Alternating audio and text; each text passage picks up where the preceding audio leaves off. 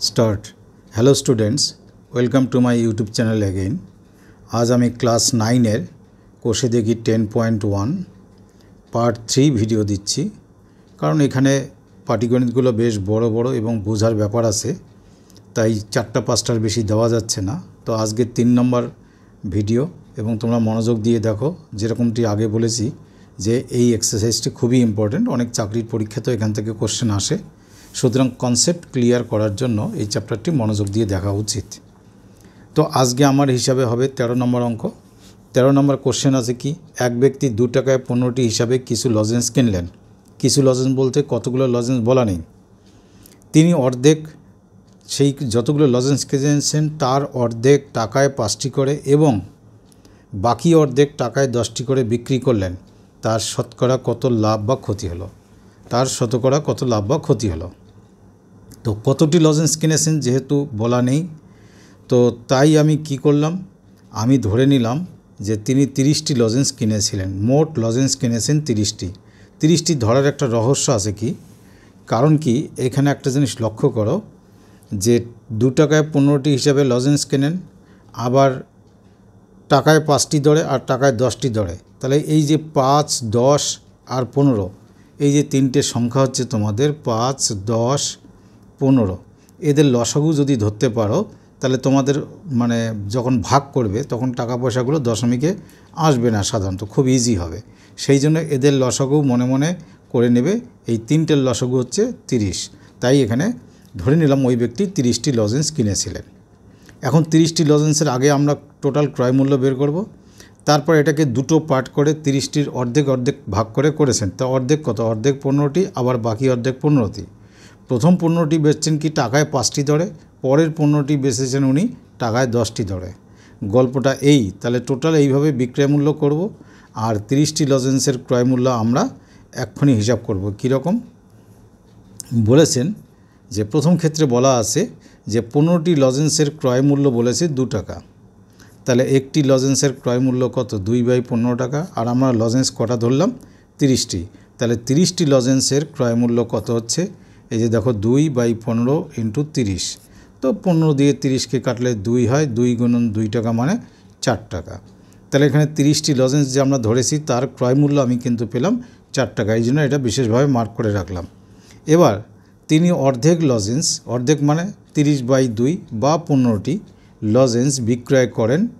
কিভাবে বিক্রয় করেন, টাকায় 5টি ধরে। টাকায় 5টি মানে 5টি লজেন্সের বিক্রয় মূল্য হচ্ছে 1 টাকা। টাকায় 5টি, এই কথার অর্থ হচ্ছে 5টি লজেন্সের বিক্রয় মূল্য 1 টাকা। তাহলে একটি লজেন্সের বিক্রয় মূল্য 1/5 টাকা। তাহলে 15টি লজেন্স উনি বিক্রি করেন এই হিসাবে। তাহলে 15টি লজেন্সের বিক্রয় মূল্য 5 দিয়ে 15কে কাটলে 3, তাহলে কত পেলাম আমরা, 3 টাকা। তাহলে ফার্স্ট হাফ লজেন্স তার বিক্রয় মূল্য আমরা এখন পেলাম কত, 3 টাকা। এটা থাক, আমাদের কাজে লাগবে। আরও বাকি অর্ধেক থাকে। বাকি অর্ধেক মানে সেখানেও 15টি লজেন্স, সেটার রেট কীরকম, টাকায় 10টি। এটা মাথায় রাখবে, টাকায় 10টি মানে 10টি লজেন্সের বিক্রয় মূল্য হচ্ছে, আমি যদি এখানে আমি একবারে করেছি 15/10, কিন্তু তোমরা যদি এটা ঐকিক নিয়ম করো তাহলে কেমন হবে, এই রকম লিখবে 10টি লজেন্সের বিক্রয় মূল্য 1 টাকা। তাহলে একটি লজেন্সের বিক্রয় মূল্য 1/10 টাকা। তাহলে এই আধা লজেন্স মানে 15টির বিক্রয় মূল্য 15/10 টাকা। সেটা আমি একবারে লিখে ভাগ করে দেখলাম, হয় 1.5 টাকা বা 1 টাকা 50 পয়সা। তো আগে একবার বিক্রয় মূল্য ছিল 15টি লজেন্সের 3 টাকা, আর এই বাকি 15টির, এই যে বাকি 15টির বিক্রয় মূল্য পেলাম 1.50 টাকা। তাহলে উনি মোট বিক্রয় মূল্য কত পেলেন, 3 টাকা প্লাস 1.50 মানে 4.50, 4.5 টাকা। কিন্তু উনি কিনেছেন কত দিয়ে, সবগুলো লজেন্স উনি কিনেছেন, এই যে আমরা প্রথমে বের করে রেখেছি যে 30টি লজেন্সের ক্রয় মূল্য ওনার 4 টাকা। তাহলে কিনেছেন 4 টাকা দিয়ে, আর সবগুলো বিক্রয় করলেন উনি 4 টাকা 50 পয়সায়। তাহলে মোটের উপর লাভ কত হলো, 4 টাকা 50 মাইনাস 4 টাকা = 0.50 টাকা মানে 50 পয়সা। তো তার লাভের শতকরা হার বা শতকরা হার বলে কেউ, যেটাই বলো না কেন, তাহলে নিয়মটা কি, লাভের অঙ্কটা ওপরে লিখব, ক্রয় মূল্য নিচে লিখব ইন্টু 100%। তাহলে পার্সেন্টেজ বের করার নিয়ম হচ্ছে লাভ অংশটা, লাভের যে টাকাটা সেটা উপরে শুধু লাভ, আর ক্রয় মূল্য কোথায়, নিচে, ইন্টু 100%। এটা আমি আগেও সূত্র লিখে দিয়েছি, আরেকবার বলে দিলাম। তো এবার যদি আমরা এই যে 50-এর যদি দশমিক তুলে নিচে একটা 100 হয়, তাহলে উপরে 50, নিচে 100, উপরে 100 কাটলো, 4 দিয়ে 50 মানে এখানে 2, এখানে কত 25, তার মানে 25/2%, তার মানে সেটাকে আমরা বলবো 12.5%, অথবা 12.5% না লিখে 12.5%ও লিখতে পারো, যেভাবে আসে উত্তরের লেখা সেটা লিখবে, কোনো অসুবিধা নেই। এইবার বলেছে কি 14 নম্বর, যে আফসার চাচা দুটি কাঠের চেয়ার একই দামে তৈরি করলেন। মানে দুটো কাঠের চেয়ার উনি বানালেন, প্রত্যেকটার প্রোডাকশন কস্ট বা বানাতে খরচ পড়েছে একই রকম। চেয়ার দুটির প্রত্যেকটির ধার্য মূল্য উনি নির্ণয় করলেন 1250 টাকা। তাহলে চেয়ারগুলোর ধার্য মূল্য কত? প্রত্যেকটির ধার্য মূল্য 1250 টাকা, আর প্রত্যেকটিকে একই দামে উনি বানিয়েছেন, অর্থাৎ ক্রয় মূল্য সেম, ধার্য মূল্যও সেম। প্রথম চেয়ারে উনি 8% ছাড় দেন। তা 8% ছাড় মানে যেটা ধার্য মূল্য হয় তার উপর 8%। তাহলে প্রথম চেয়ারের বিক্রয় মূল্য হচ্ছে যেটা ধার্য মূল্য, তার থেকে আমরা মাইনাস করব কি এই 1250-এর 8%, এর মানে গুণ 8%, মানে 8/100। তো তোমরা যদি এটা কাটাকাটি করো 25 দিয়ে বা এইভাবে কাটো, তাহলে এটা হবে 100 টাকা, অর্থাৎ 25 দিয়ে এটা কাটলে 5×25 125, এখানে 0 আছে 0, আর 25 দিয়ে কাটলে 4 দিয়ে যদি আমি 8কে কাটি, এখানে হচ্ছে 2, তাহলে 2 × 50 মানে 100 টাকা ছাড়। এই 100 টাকা 1250 থেকে মাইনাস করব, কারণ এটা দাম ধার্য করা ছিল, এটা ডিসকাউন্ট দেওয়া হলো। ডিসকাউন্ট দেওয়ার পর যে টাকাটা হয় সেটা কি মূল্য? বিক্রয় মূল্য। দেখো আমি মার্ক করে দিয়েছি বিক্রয় মূল্য। তাহলে প্রথম চেয়ারের বিক্রয় মূল্য 1150 টাকা, কিন্তু প্রথম চেয়ারে উনি লাভ করেন 15%। কোশ্চেনটা পড়ে দেখো। তো প্রতিটি চেয়ারের উৎপাদন ব্যয় ধরলাম আমি X টাকা। এই X টাকা উৎপাদন ব্যয় যে জিনিস, ক্রয় মূল্য একই কথা, তাহলে ক্রয় মূল্য X টাকা। তার লাভ কার উপর হয়? ক্রয় মূল্যের উপর। তাহলে X-এর উপর 15% লাভ হয়ে যে বিক্রয় মূল্য, সেটা আমরা একটু আগে বের করলাম 1150। কথাটা বুঝবে? এই ক্রয় মূল্যের উপর 15% প্রফিট হয়ে উনি এই দামে বিক্রয় করলেন। তো X-এর উপর 15% মানে X প্লাস 15x/100, যারা আগের অঙ্কগুলো দেখেছো বুঝে গেছো। অ্যাকচুয়ালি X প্লাস এই লাভের অংশ মিলে 1150 টাকায় উনি বেচলেন প্রথম চেয়ারটি। তাহলে এটা যদি লসাগু করো, নিচে 1 ধরে, তাহলে 101-কে 100x প্লাস 15s, 115x, এটা তোমরা অনেকেই বোঝো, ইকুয়াল টু 1150। তাহলে শুধু x ইকুয়াল টু এই 1150 ইন্টু এই সংখ্যাটা কী হবে? উল্টে যাবে, ভগ্নাংশটা উল্টে যাবে। তাহলে 115 দিয়ে এখানে 115 কাটলে 1 হয়, তার সঙ্গে 0 আছে তাই 10 লিখলাম, 10 আর 100 মিলে 1000। এক্স মানে প্রতিটি চেয়ারের উৎপাদন ব্যয় ধরেছি। তাহলে আমরা এখন প্রতিটি চেয়ারের উৎপাদন ব্যয় মানে ক্রয় মূল্য, আমি বারবার বলছি উৎপাদন ব্যয় আর ক্রয় মূল্য একই কথা। তাহলে ওনার প্রত্যেকটি চেয়ার তৈরি করতে 1000 টাকা করে লেগেছে। তাহলে দুটি চেয়ারের জন্য মোট উৎপাদন ব্যয় বা খরচ কত পড়েছে? 2000 টাকা। কিন্তু উনি দুটি চেয়ার বিক্রয় করেন কি করে? একটাকে তো আমরা একটু আগে ক্যালকুলেশন করে দেখলাম, বিক্রয় মূল্য কত? 1150, আর আরেকটির বিক্রয় মূল্য বইয়ে তোমাদের দেওয়া আছে 1120।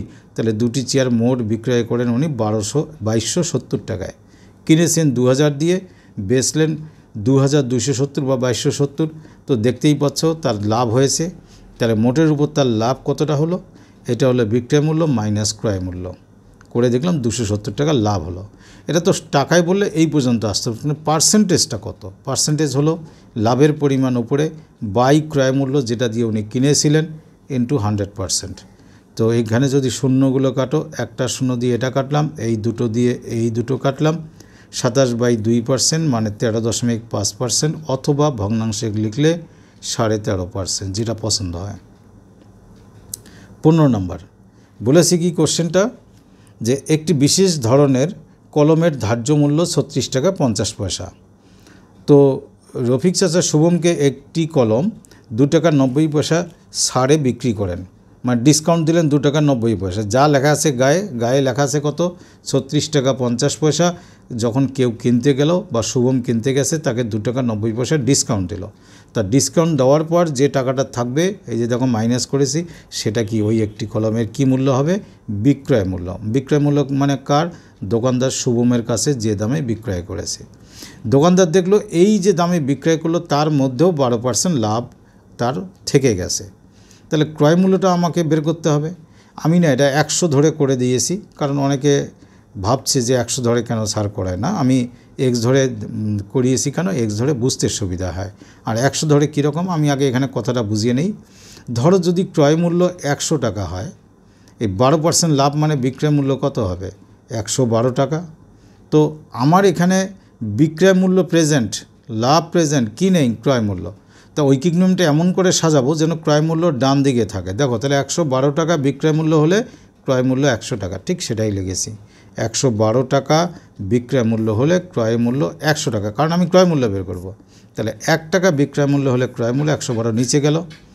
আর আমার 33 টাকা 60 পয়সা বিক্রয় মূল্য, মানে দোকানদার শুভমের কাছে 33 টাকা 60 পয়সায় বিক্রি করেছে, তাহলে সেক্ষেত্রে ক্রয় মূল্য ক্যালকুলেশন করে দেখো আসবে 30 টাকা। এই কাটাকাটি নিজে প্র্যাকটিস করবে, আমি এখানে করেও দিয়েছি। এই যে 33.60 দশমিক তুললে নিচে 100 আসে, এই 100 কাটে, তারপরে 112 দিয়ে এটাকে কাটলে 30 হয়। তার মানে প্রত্যেকটি কলমের ক্রয় মূল্য কত পেলাম আমি? 30 টাকা। ঐকিক নিয়ম করে এটা পেয়ে গেলাম, তাই লিখলাম প্রতিটি কলমের ক্রয় মূল্য 30 টাকা। বলেছি কি সেম টাইপের আর একটা কলম আরেকজন কাস্টমার কাছে উনি 34 টাকা 50 পয়সায় বিক্রয় করলেন, তাহলে তার লাভ কত হবে? 34.50 মাইনাস 30 টাকা, অর্থাৎ 4 টাকা 50 পয়সা সেকেন্ড পেনটাতে তার প্রফিট হলো। তাহলে প্রফিট পার্সেন্ট বা শতকরা লাভের হার যেটা, সেটা কি? লাভের পরিমাণ উপরে বাই 30 হচ্ছে ক্রয় মূল্য প্রতিটি পেনের ইন্টু 100%। তো এটা অটোমেটিক তোমরা ক্যালকুলেশন করতে পারবে, আসবে কত? 15%। এটাই উত্তর। 16 নম্বর কি বলছে? একজন পাবলিশার যারা বই পাবলিশ করে, অর্থাৎ কলকাতায় যারা বই ছাপাখানায় ছাপায় তাদের কথা এখানে বলা হয়েছে। তাদের 2000 খানা বই ছাপাতে 3875 টাকার কাগজ লেগেছে, 3315 টাকার ছাপতে খরচ লেগেছে, 810 টাকা বাঁধাতে খরচ পড়েছে। তাহলে 2000 খানা বইয়ের 2000 কপি বইয়ের জন্য মোট খরচ কত পড়লো? এত, যেটাকে আমরা উৎপাদন ব্যয় বলি। প্রত্যেকটা বইয়ের উৎপাদন ব্যয় এখান থেকে বেরোবে। তাহলে 2000 খানা বইয়ের উৎপাদন ব্যয় মোট এত টাকা, মানে 8000 টাকা। তাহলে প্রতিটি বইয়ের উৎপাদন ব্যয় কত হবে? 8000 ভাগ 2000 টাকা, মানে কি? 4 টাকা। এটা হচ্ছে পাবলিশারের একটা বই বানাতে খরচ পড়ে। এবার পাবলিশার বইয়ের গায়ে এমন একটা ধার্য মূল্য লিখবে, সেই ধার্য মূল্যের উপর উনি 20% ডিসকাউন্ট দিলেও যেন ওনার আরও 20% প্রফিট থাকে। আগে তো প্রফিটটার সঙ্গে জোড়া লাগিয়ে এটা ক্রয় মূল্য, কিন্তু মানে উৎপাদন ব্যয় মানে ক্রয় মূল্য, পাবলিশার লাভ করবে কত? 20%। তাহলে 100 টাকা যদি উৎপাদন ব্যয় হয়, তাহলে বিক্রয় মূল্য কত হবে? 120 টাকায় 20% লাভ, মানে তাই আমি বিক্রয় মূল্য ডান দিকে কেন নিলাম? আমাদের এই ক্রয় মূল্য উৎপাদন ব্যয় মানে ক্রয় মূল্য আছে, বের করতে হবে প্রতিটি বইয়ের বিক্রয় মূল্য, এই তাই ডান দিকে বিক্রয় মূল্য নিলাম। মনে রাখবে ঐকিক নিয়মে যেটা বের করতে হয় সেটাকে ডান দিকে রাখতে হয়, যেটা দেওয়া থাকে সেটা বাঁ দিকে রাখতে হয়। তা আমরা যদি 100 ধরে করি, তাহলে 100 টাকা উৎপাদন ব্যয় হলে বিক্রয় মূল্য হবে 120 টাকা। 1 টাকা হলে কত হবে? আর এই 4 টাকা উৎপাদন ব্যয় হলে বিক্রয় মূল্য কত হবে? 120 বাই 100 ইন্টু 4। তো এটা যদি তোমরা কাটো, 4 12 কত হয়? 48। 48-এর নিচে যদি 10 থাকে, আমরা এক ঘর আগে দশমিক মানে 4.8 টাকা লিখি, কিন্তু টাকা পয়সা 4.8 না, এখানে একটা 0 দিতে হয়। তাই অ্যাকচুয়ালি কত হলো? 4 টাকা 80 পয়সা প্রতিটি বইয়ের বিক্রয় মূল্য। তা এমন একটা দাম লিখতে হবে, মাথায় রাখবে প্রতিটি বইয়ের বিক্রয় মূল্য হবে কত? 4 টাকা 80 পয়সা। তো বলা আছে এর উপরে এমন একটা দাম লিখতে হবে 4 টাকা 80-র উপরে, যে দাম থেকে 20% ডিসকাউন্ট দিলে যেন, এই যে মাইনাস 20% ডিসকাউন্ট দিলে যেন এই টাকায় পৌঁছানো যায়। তো এটাকে বলে ধার্য মূল্য, সেটা নেই। তো আমি 4 টাকা 80 পয়সা প্রতিটি বইয়ের বিক্রয় মূল্য, তো ওই যে হায়ার, এর থেকে হায়ার প্রাইস একটা লিখে রাখতে হবে, সেই হায়ার প্রাইসটাকে আমি x টাকা ধরলাম, সেখান থেকে আমার 20% ডিসকাউন্ট দিয়ে যেন 4 টাকা 80 পয়সায় বিক্রয় হয়। তো x থেকে ডিসকাউন্ট মানে মাইনাস, কার? x-এর 20% মানে 20x বাই 100 টাকা, এটা মাইনাস করলে যেন এই টাকায় বিক্রয় হয়। তাহলে এখানে 100x মাইনাস 20x একবারে করলে কি হয়? 80x by 100। তাহলে শুধু x কী লিখব? 80 বাই 100 টাকা এখানে উল্টিয়ে দেব, তাহলে 100 বাই 80। আর এদিকে 4 টাকা 80 পয়সার দশমিক তুলে নিচে একটা কত হবে 100 হবে। তাহলে এই 100 আর এই 100 কাটলাম, 0 আর 0 কাটলাম, 8 দিয়ে 20% ডিসকাউন্ট। তাহলে 8 দিয়ে যদি 48কে কাটি, 6 8 48, তাহলে এক্সের মান কত পেলাম 6 টাকা। তাহলে এক্স কাকে ধরেছি? ধার্য মূল্য ধরেছি, তার মানে প্রতিটি বইয়ের ধার্য মূল্য হবে 6 টাকা। এটাই উত্তর। এবার 17 নম্বর কোশ্চেন দেখো, বলেছে হাসিমা বিবি দুটি হস্তশিল্প মানে হ্যান্ডলুম মানে ওই তাঁতের শাড়ি যেগুলোকে বলে, যাই হোক, দুটো হ্যান্ডলুমের প্রত্যেকটি 1248 টাকায় বিক্রয় করেন। তার মানে উনি যে 1248 টাকার প্রতিটি শাড়ির বা হ্যান্ডলুমের বিক্রয় মূল্য, এটা কিন্তু বিক্রয় মূল্য লিখে দিয়েছি প্রত্যেকটির। এবং দুরকম ঘটনা ঘটে, প্রথমটিতে তার 4% লাভ হয়, আবার দ্বিতীয়টিতে 4% কী হয়? ক্ষতি হয়। তো জিজ্ঞেস করেছে মোটের উপর তার কত টাকা ক্ষতি হলো, মানে এখানে কিন্তু পার্সেন্টেজ করতে বলেনি, এটা কথা মাথায় রাখবে, এগুলো ভালো করে লক্ষ্য করবে। তো প্রথমটির কথাই বলি, প্রত্যেকটির বিক্রয় মূল্য 1248 আর প্রথমটিতে লাভ 4%। যদি আমি 100 টাকা ক্রয় মূল্য ধরি, 100 টাকা যদি ক্রয় মূল্য ধরি, 4% লাভ মানে কি 104 টাকা বিক্রয় মূল্য হবে, 104 টাকা বিক্রয় মূল্য হবে। তো আমার বিক্রয় মূল্য আছে, কি বের করতে হবে? ক্রয় মূল্য। তাহলে বিক্রয় মূল্য আমি বাঁ দিকে লিখব, আর যেটা বের করতে হয় ক্রয় মূল্য তাকে কোথায় লিখব? ডান দিকে, যদি 100 ধরে করি। তাহলে আমি লিখব কীরকম ঘুরিয়ে, 104 টাকা বিক্রয় মূল্য হলে ক্রয় মূল্য হবে আমার কত? 100 টাকা। আর 1 টাকা হলে কত? ঐকিক নিয়ম তোমরা জানো। আর 1248 টাকা বিক্রয় মূল্য হলে ক্রয় মূল্য কত? তাহলে আসবে কত? 100 × 1248 বাই 104। 104 দিয়ে 1248কে কাটলে 12 হয়, 12 × 100 মানে 1200 টাকা। তাহলে প্রথম যেটি আছে, প্রথম যেটি হস্তশিল্প বা হ্যান্ডলুম, তার ক্রয় মূল্য, এই যে দেখো ক্রয় মূল্যের লাইনে আমি কত পেলাম? 1200 টাকা। প্রথমটি হয়ে গেল। দ্বিতীয়টিতে কিন্তু ক্ষতি হয় 4%। ক্ষতি মানে কি? ক্ষতি মানে আবার বোঝাচ্ছি, ক্রয় মূল্য যদি তুমি 100 টাকা ধরো, পার্সেন্টেজের ক্ষেত্রে 100 ধরলে একটা সুবিধা আছে, নাহলে এক্স ধরে করো। ক্রয় মূল্য যদি 100 টাকা হয়, 4% ক্ষতি মানে কি? বিক্রয় মূল্য তাহলে কত হবে? 100 থেকে 4 বাদ দিলে 96 টাকা। তো আমার তো দ্বিতীয়টিরই বিক্রয় মূল্য জানা আছে, কত? 1248। ওই যে প্রথমেই যে আমি লিখে দিয়েছি প্রত্যেকটির বিক্রয় মূল্য 1248। তাহলে দ্বিতীয়টিরও বিক্রয় মূল্য জানা আছে, আমাকে ক্রয় মূল্য বের করতে হবে। ক্রয় মূল্য বের করলে ক্রয় মূল্য ডান দিকে রাখতে হয়, আর বিক্রয় মূল্য কোন দিকে? বাঁ দিকে। তা আমি লিখলাম কি, বিক্রয় মূল্য 96 টাকা হলে ক্রয় মূল্য কত ধরলে হবে? এটা 100 টাকা। তাহলে 1 টাকা হলে কত হবে? আর 1248 টাকার প্রত্যেকটির বিক্রয় মূল্য ছিল, তাহলে এটার ক্ষেত্রে কী হবে? তো যাই হোক, 96 দিয়ে কাটাকাটি করলে তোমাদের আসবে 1300 টাকা। এটা কাটাকাটি একটু নিজে দেখবে, 96 দিয়ে কাটলে 13 হয়। তাহলে লক্ষ্য করো, প্রথমটির ক্রয় মূল্য 1200 টাকা, এটা ক্রয় মূল্য কিন্তু, আর দ্বিতীয়টির ক্রয় মূল্য আসলো কত? 1300 টাকা। তাহলে দুটোরই মোটমাট ক্রয় মূল্য কত? 1200 আর 1300 কত? 2500 টাকা। কিন্তু প্রত্যেকটির বিক্রয় মূল্য ছিল 1248 টাকা। তাহলে মোট বিক্রয় মূল্য, দুটির মোট বিক্রয় মূল্য ইন্টু 2 টাকা হবে। 2 দিয়ে গুণ করলে 2496 টাকা। তাহলে এই দুটোকে না সামনাসামনি কম্পেয়ার করো, 2500 টাকা দিয়ে কেনা আর 2496তে বিক্রয়, তাহলে কি হলো? লস হয়ে গেল না? এটা 2500 হয়নি, তাহলে কত টাকা লস বা ক্ষতি হলো? তাহলে 2500 মাইনাস 2496 ইকুয়াল টু 4 টাকা। তাহলে তার ওভারঅল এই ব্যবসা করে ক্ষতি হলো কত? 4 টাকা। তো এই ভিডিওতে এইটুকু থাকলো। এরপরে আরও 5টি অঙ্ক আছে, 1 2 3 4টি অঙ্ক আছে। 4টি কিন্তু যথেষ্ট বড় এবং বোঝার ব্যাপার আছে, তাই তোমরা একটু ধৈর্য ধরে নেক্সট ভিডিও দেখবে। আর যদি তোমাদের এটা ভালো লাগে তাহলে অবশ্যই আমার চ্যানেল সাবস্ক্রাইব করবে, লাইক আর কমেন্ট করবে। কমেন্টে তোমরা বলবে কোথায় তোমাদের বুঝতে অসুবিধা হচ্ছে। Thank you.